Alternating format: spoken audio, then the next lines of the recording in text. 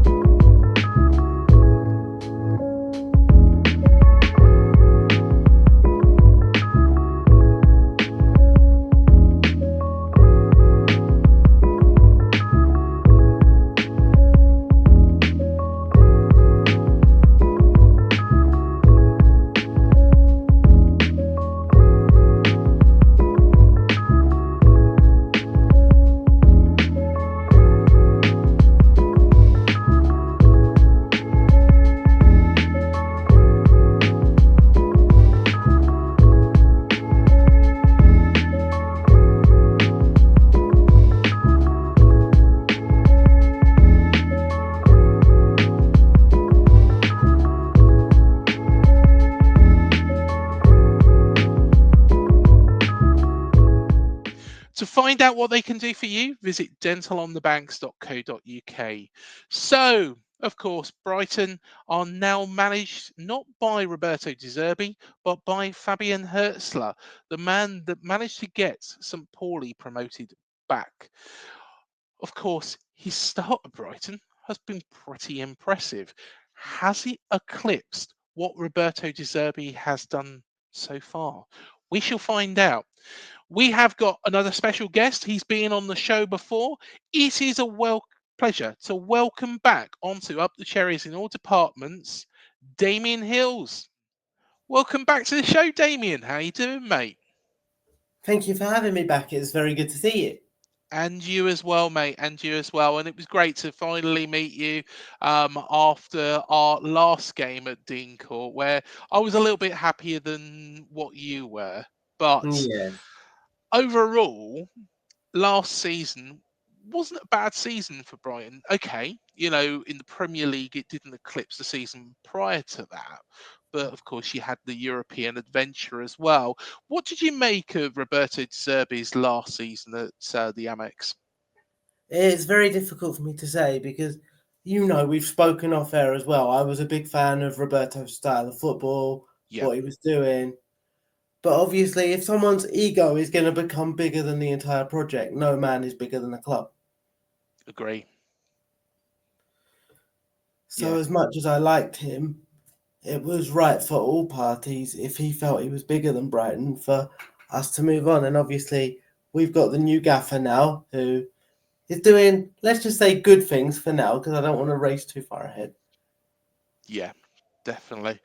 But Roberto did do a very, very good job. Like you say, your style of football was excellent under Roberto. Just, bringing in Fabian Hürzeler, because a lot of people, and I know when we did a couple of shows at the start of the season, and even Harry Redknapp said to me, he said, I don't know who this guy is. He's won the second tier at St. Pauli.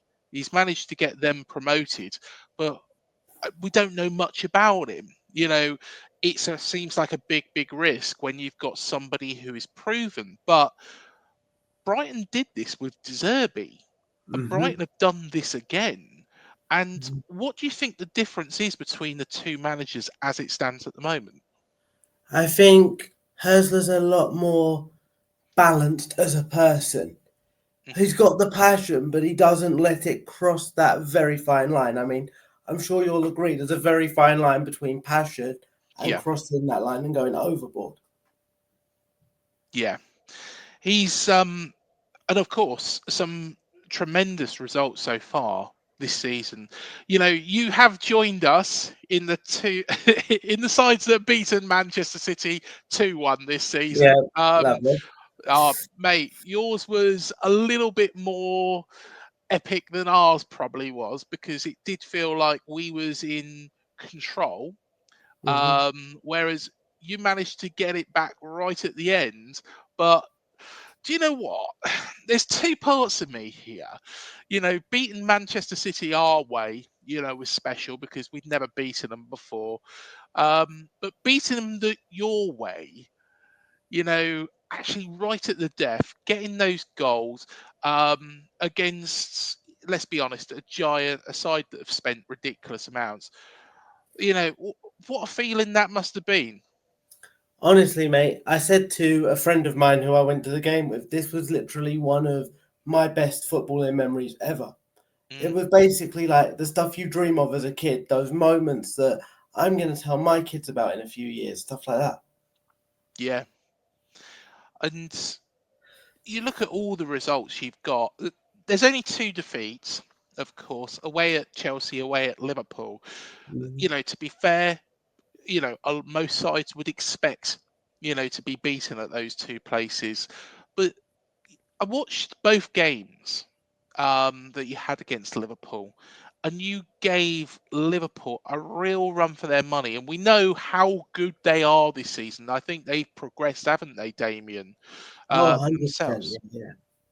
But I mean, as a neutral, would you say we deserve to win the league fixture? Because as Brighton fans, we were a bit like, we should have won that. yeah, to be honest, I think you were really pushing for it. Unlucky, you know, which The can be said. classic football phrase. Yeah, exactly. It happened to us against Leicester. You know, it happened to us, you know, earlier in the season against Chelsea. Yeah, there is those games where, you know, you look back on them and think, "Oh, but with regards to Liverpool, it's that taking your luck that they really benefited from. That's what makes champions. And personally, you know, it's nothing to be disgraced about. It's nothing to be disgraced about that result. But I do agree with you. You know, really, you should have edged it just about, just about. But you know, looking at your form so far this season, you know, it feels like Hürzeler has taken you on another step than De Zerbi. I agree with that completely. I'm actually going to say something that might shock a few people here. The defeats to Liverpool and Chelsea, they don't bother me. It was the draw to Wolves that bothered me. Yeah. The capitulation. That bothered me because that was a case of you conceded one and you let your heads drop, boys. Yeah. We were still winning that game. So, yes, you've conceded one. Yes, that's disappointing. But get your head straight back. It's still 2-1. Yeah. No, I completely understand. Games like that as a fan are what make me angrier than defeats to big clubs when we go and actually give them a good go. And, you know, like you say, the Wolves game, you know, you were in command of that match, and then it kind of went a little bit downhill.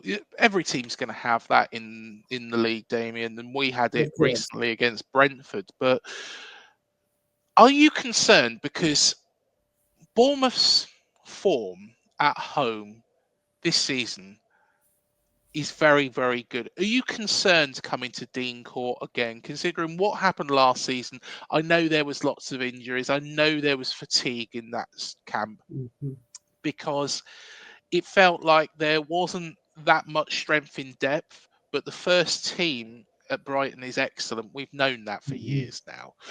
But I think that fatigue set in, but considering Bournemouth have probably stepped it up as well, and Mhm. oh wow, I know we Yeah. have this season. Are you concerned coming here and considering what good form we are in, at home especially? Funny you should say that, Craig. I had a conversation with a friend of mine the other day, and I described Bournemouth as a sticky game. It's the Mm, game that we know we should win on paper when yeah, you look at our squad. And that's no disrespect. You know me. I'm not being no, that's disrespectful. fair enough, mate. We know we should win it, but it's one of those that we're probably not going to win.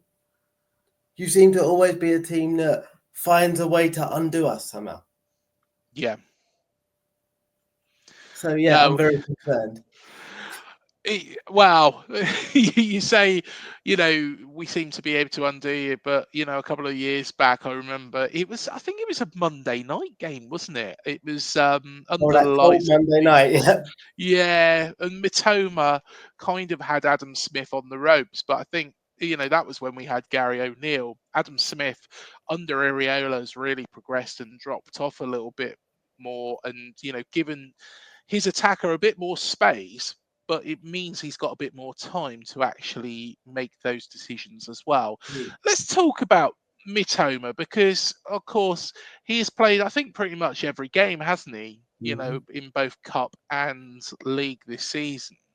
Mhm. And I'm surprised considering how much I rate him that he's only got the one goal so far.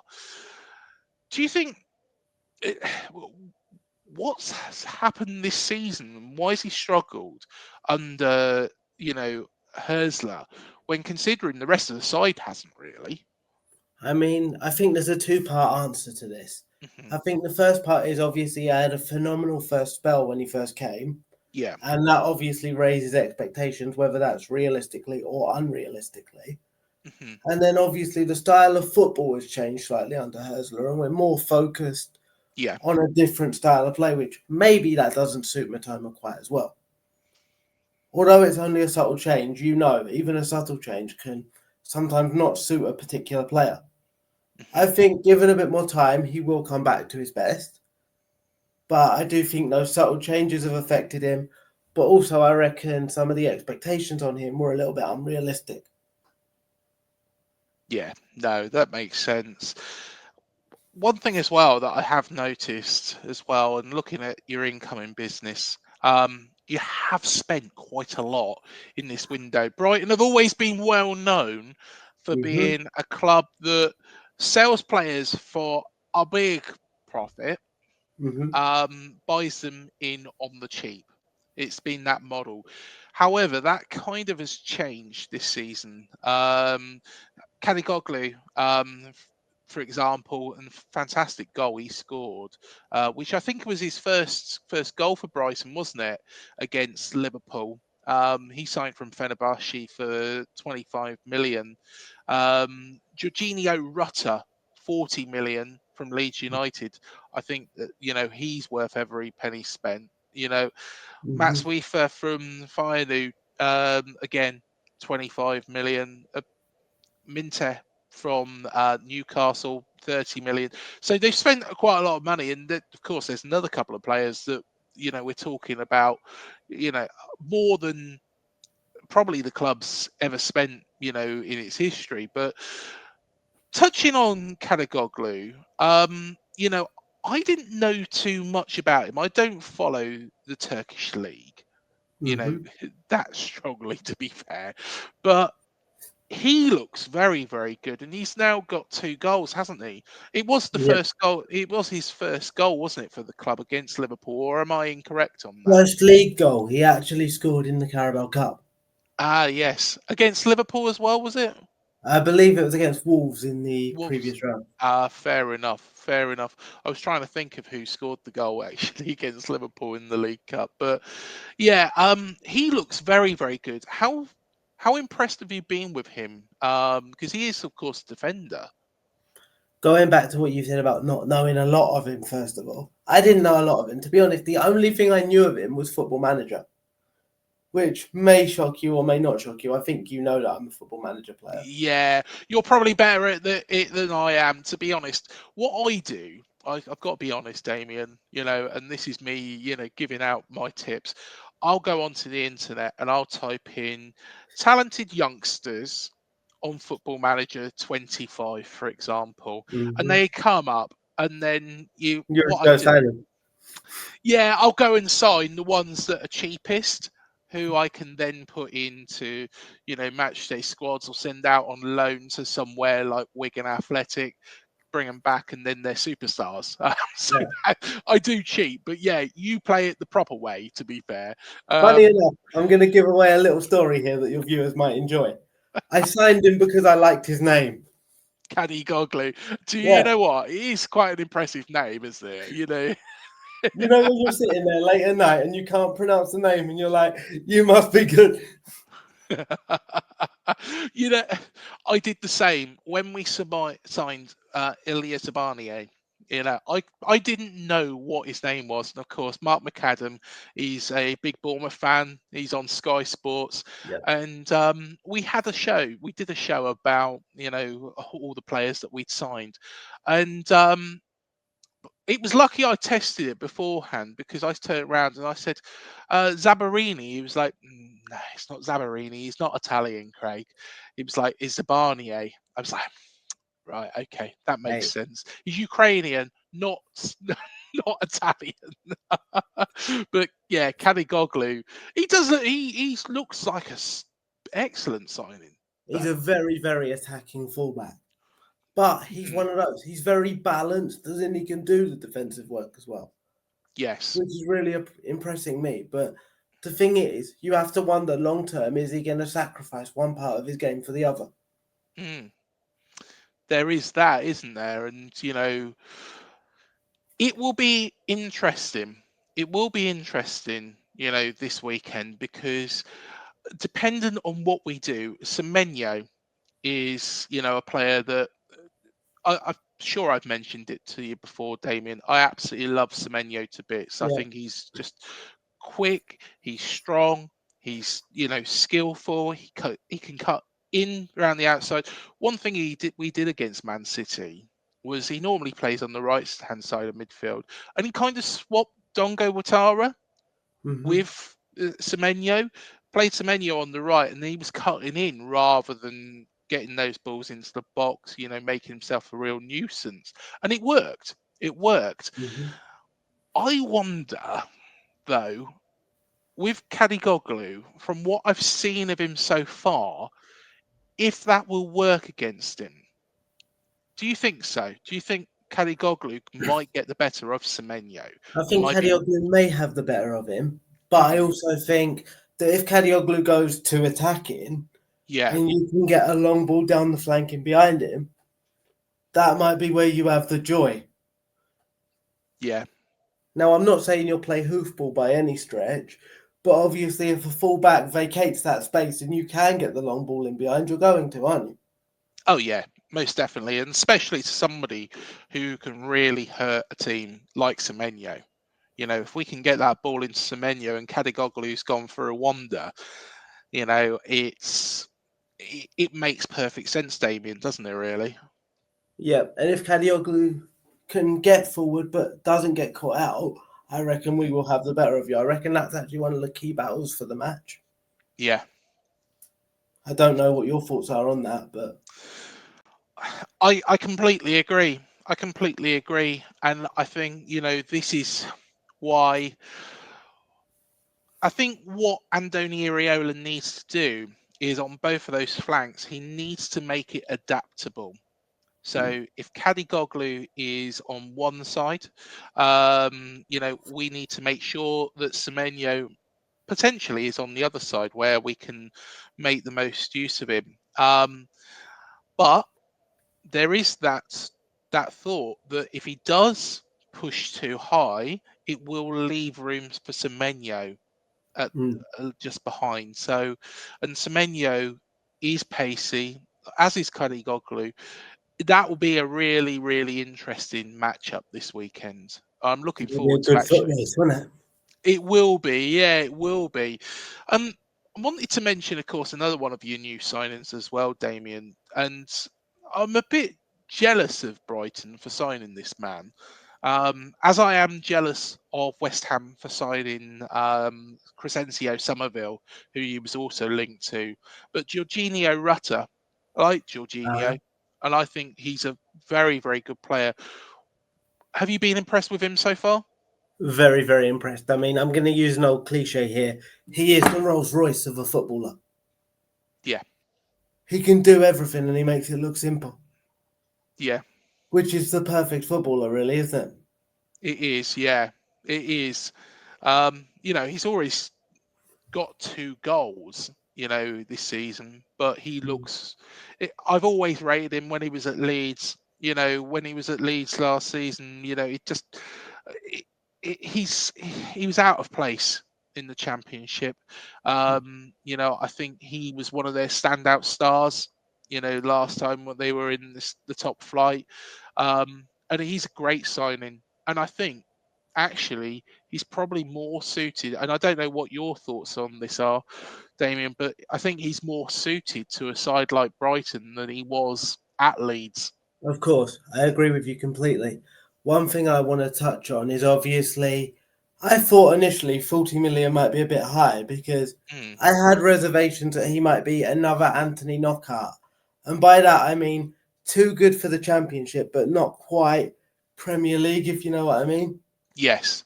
But he's gone and proved me wrong, and I'm going to hold my hands up. If by any way you see this, Jorginho, you are a brilliant footballer and I love you.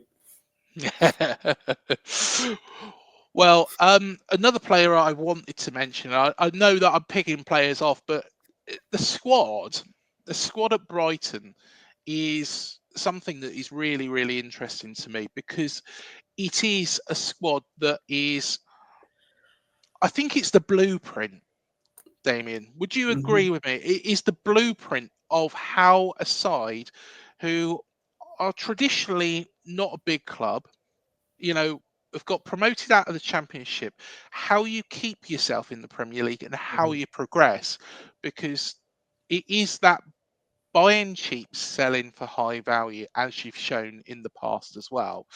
But one player that, is probably at his twilights of his career is Danny Welbeck. Now, Danny Welbeck, he's 33 years of age now, I believe. He's actually the top scorer and a real threat this season.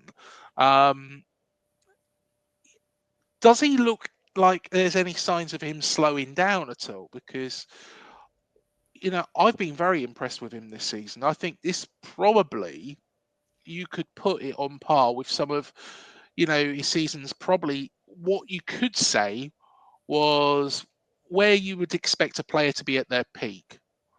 Exactly. I mean, in response to you saying, is he slowing down? Obviously, physically, he hasn't got bags of pace anymore. But you're not going to expect that. If you give him the ball in the danger areas, like around the box or just inside the box, he can make things happen. He's still a quality footballer. The only concern is, are we relying too much on a player of that age to lead the line? Because Pedro's had that long-term injury. And although he's back and he's scoring again already, you have to wonder, is he going to be prone to those longer-term injuries now? Because that tends to happen, especially with attacking players, doesn't it? Once they have one long-term injury, it seems to be recurring. Yeah, it definitely. But you have got a lot of young talent. I could mention others. Talking about Football Manager, Julio Incencio. I think that's how you pronounce it. Julio Enciso. See, I've been saying it wrong all these years, like Zabani, calling him Zabarini and making him Italian. But you never know; it might be a regen. Well, exactly. He is an absolute beast on Football Manager, and to be honest, he is a young player that is gradually getting better and better, isn't he? Of course.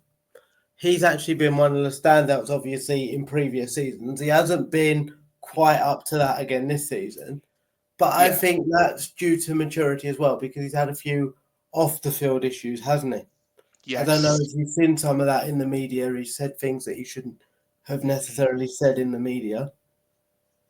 Yes. So maybe that's part of his maturing process as a person. His football's going to suffer a little bit for the short term. Yeah. And of course, he is the man who scored his first goal in that game. You know, Matoma grabbed one, didn't he? And am I right in thinking, Damien, cast our mind back a couple of years, he scored his first goal, didn't he? And it was his debut goal. Wasn't it a cross? And, you know, he smashed it in. He scored an absolute screamer against you, yeah. Yeah. Yes. That made that cold night worth it. It didn't for me. I just went back, trudged back, and thought, we're still in a relegation battle. But but Fabian Hürzeler, you know, just bringing it back to the manager, has been tremendous so far Mm-hmm. this season, and it is looking very, very promising. Indeed. Do you feel that the ownership at Brighton will be demanding European football again? Or do you think he's got a little bit of a time if he doesn't make that? Do you think Tony Bloom will be saying, look, we've spent all this money, we've spent more than we probably ever spent in our whole history in one season. We've invested heavily in this squad. I want European football. Do you think he will be demanding that and nothing less? To a degree, I believe you're right. He'll be expecting European football. I think demanding is the wrong word with Tony Bloom, though, because Yeah. he's obviously a fan and he's obviously done tremendous things for this club, as you've seen, from when I first came on the show to where we are now. Even the transformation in that Oh, period crikey, yeah. has been amazing. I think he is expecting it, but I don't think he will be, for lack of a better word, trigger happy if Hürzeler doesn't get it. Mm-hmm. I feel Hürzeler would still get to start another season, but if we don't get European football, I think he would at least be expecting an FA Cup run, like semi-finals at a minimum. Yeah, no, I can imagine. I think that, you know, surely Bloom will want some sort of success this season for what he's invested. But, you know, again, I think like with ourselves, it's going to be gradual steps up, you know, and I think it's just nice to be in that category. You could say Bournemouth, Brighton, and Brentford are the three sides, the three Bs, are the three sides that are really, really, really punching above our weight, but doing things the most sensible way. You know, we've seen sides that do punch above their weight and then go spend a load and then get relegated. QPR's one, Portsmouth's another. But we're doing things the right way, and I think long may that continue. Damien, I know that, and one thing I did want to do was whet our appetites for the possible European football at the end of this season. You know, you went away to pretty much every game, didn't you? I did every game, yeah. Every game away. What was the journey like from a fan's perspective? Honestly, obviously, you know I've got additional challenges due to being a wheelchair user. Yeah. So some of the logistics of sorting things out were a nightmare. But honestly, it was some of the best experiences I've ever had. From that first night away in Marseille, being 2 down, coming back to 2-2, that's like something that I never thought I'd see. It felt like I was watching a movie. The emotion, like I actually went back to my hotel, I had tears in my eyes. Because it was Little Brighton that I'd watched growing up, going toe to toe with, I'm not going to say one of the biggest European clubs, but a club with a lot of European history in Marseille. And then obviously Ajax away was the best one. I think you know about that because I posted on Facebook. Yes. Getting Ross's shirt at the end of the match and him saying thank you for coming, that meant a hell of a lot to me as a fan. And there's so many emotional stories that I could tell you, but I'd be sitting here rambling on for hours. But honestly, if you get the chance, Europe with your club is the best thing ever. Oh, mate, honestly, it would be, I'd have to pinch myself, even if it was, let's be honest, even if it was, we was going to the capital of Moldova. I don't know what it's called, or Sheriff Tiraspol, which I Yep. think is Transnistria, which, of course I think is part of Moldova or something, isn't it? Yeah, something like that. Yeah, something like I that. failed geography, all right? Yeah, to be honest, I was no good at geography either. It was like, well, point to this country and I'm at, and when it got to the African countries, I just didn't have a clue. Didn't have a clue. But it was always because I was all right with, South American countries and European countries, of course, because the World Cup. That's Yeah. what it was, because of the World Cup. Football. Everywhere else, it was Yeah. just like, yeah, football. Everywhere else, it was just like, yeah. I really don't know where the Democratic Republic of Congo is, or Gabon. Yeah, I haven't a clue. But yeah, coming back to it, it would just be going from watching AFC Bournemouth play Morecambe, in a most turgid game all those years ago, -17 season, you know, to playing in a European match in a competition. We're not talking, the Anglo-Italian Cup or anything like that now. We're talking a major European competition. It would just be an absolute dream come true. And I'm really jealous of your journey, because we did have a little bit of a head start, really, didn't we? But yeah, Yeah. you've kind of surpassed us now on that. I mean, looking back on what you've just said there about the journey, I mean, you'll remember it was quite a few seasons back when you played against us and you had Tommy Elphick. From the Yes. whole stadium singing "There's only one Tommy Elphick" to watching Brighton in Europe, it feels like a full circle moment. I don't know how else to describe it. From watching my club struggle and losing to every team most weeks and thinking, why do I do this to myself? To then seeing my team go and beat Ajax, beat Athens away from home, getting to try those foods, sample that culture. It was incredible. You, I'm getting all nostalgic now. I really am, because I tell you what, I remember, it years ago, the Goldstone grounds. It might have been a little bit before your time, I wasn't but even born. yeah, a youngster going to the Goldstone grounds, it was, it was a completely different era. A completely different era for the football club. The club having to get rid of the Goldstone ground, then spending how many years at the Withdean Stadium Too before, many to remember, mate. yeah, he was just there too long, really. And then managing to finally get former, or as we know it, the Amex Open. It's just an incredible story. And to be honest, we've both got, as clubs, these real good stories. And for both clubs to at some point play, you've already done it. I really hope we can do it, to play European football at some point, from that point in our history where we was both on our backsides, would be remarkable, really, wouldn't it? Exactly. I think the ultimate sort of pinnacle for that would be us to face each other in Europe in a knockout round. Can you imagine it? AFC Bournemouth versus Brighton Hove Albion, the Europa League semi-finals of the quarterfinals or Europa. something. Yeah, the semi-finals of the Europa League. Let's not outdo ourselves here, Damien. Exactly. You know. We're the Europa League.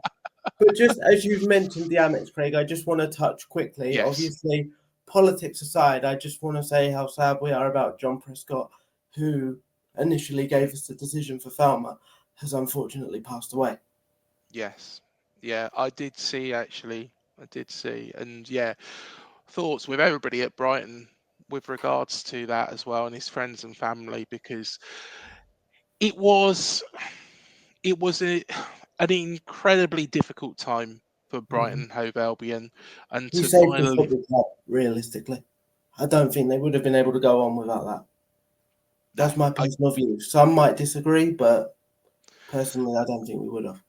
you couldn't have played at the Wibdean for much longer. And I've been there. It was a place where you were so far away from the pitch. It just wasn't. It wasn't a football ground. It wasn't It a was like football West ground. Ham, wasn't it? Well, yeah, exactly. It was West Ham, just without the big stands, really. But West Ham from Timor. yeah.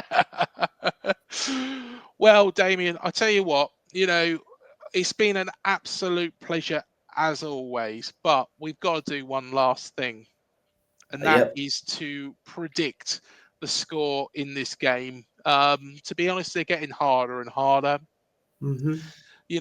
There is Lloyd Owusu, believe it or not, got the result right last time round, so there's no pressure on now. And the person before that was Richard Archer from Hardfi, who's also a Brentford fan. But then again, like I say, Bournemouth, Brentford, Brighton, we're all kind of, well-run clubs. Are you going to ruin our weekend? I hope we're going to ruin your weekend. I'm going to obviously back my own boys with my prediction. You know that. I'm going to go 2-1 to the Albion. I'm not gonna bet against my own team, Damien. Of course not. It's not gonna be what it was last time round. You'll be pleased to know that. But I'm gonna go. Do you know what? I'm gonna go 2-1, but the other way round. And I reckon Semenyo and Evan Nilsson with the goals. I think Evan Nilsson, he's on this run now of getting a goal every game. He's building He his looks confidence decent. up. He's looking decent. There was a point earlier on in the season where he couldn't score for Toffee, and it was frustrating for him. It was frustrating for the fans. He's got that back in his locker now, so yeah, long may that continue, and fingers crossed, that run continues. But honestly, mate, I hope, and it would be a dream to see both our clubs playing European football next Oh, season. yeah, And I definitely. tell you what, I wish Brighton the very, very best, of course, after this weekend with Same doing to you, that. mate. And I tell you what, let's just, Europa League. Shall we do a preview show for the Europa League, next season? If we get it, we're on. You know that. Yeah, semi-final, Bournemouth, Yeah. Brighton. Live out wherever we are. Yeah. Yeah, exactly. Maybe should we do it from a pub or something? Yeah. There we Sounds are. good. Sorted, mate. Sorted. Now, Sweet. Damien, thanks again. Always a pleasure. And no doubt we'll catch up this weekend, and we'll catch up later on Hopefully. in the season as well. Hopefully. See you later, mate. See you later, mate. Thanks so much. No worries. And thank you, everybody, for joining us. Remember, hit the like, subscribe, and the bell button below. It helps this channel to grow. Look, see, I rhyme. Also, do leave your score predictions in the comments below as well. Also, check out all of our other interviews. Of course, we've had David Icke on this show. Of course, he is a conspiracy theorist. We've also had Omid Jalili, who is the comedian. You'll recognize him. And of course, his tickets for his Namaste tour is on sale now. So go get those tickets. We've also had Kasabian's frontman, Tom Meehan, Hardfi's frontman, Rich Archer. Also had Richie Neville from Five, Adam Devlin from the Blue Tones. We've had Gaz Whelan from the Happy Mondays, Damon Minchella from Ocean Colour Scene, and lots more special guests. Sorry to anybody who I've forgotten there. Of course, Harry Redknapp. Who can forget Harry? He's always on this show. Do, like I say, remember, hit like, subscribe, and the bell button. It does mean the world to us. We will be back with a very, very special show very shortly. You've got to keep your eyes peeled. Even more reason to subscribe. Until the next one, thank you for joining us. Up the Cherries, up the Seagulls. We'll see you soon. The TalkSport Fan Network. The ultimate on-demand destination for the UK's best fan-led football podcasts. Want authentic supporter insight on all things Bournemouth? Follow Up the Cherries in all departments on the TalkSport Fan Network. Club-dedicated content created by the fans, for the fans. Search TalkSport Fan Network.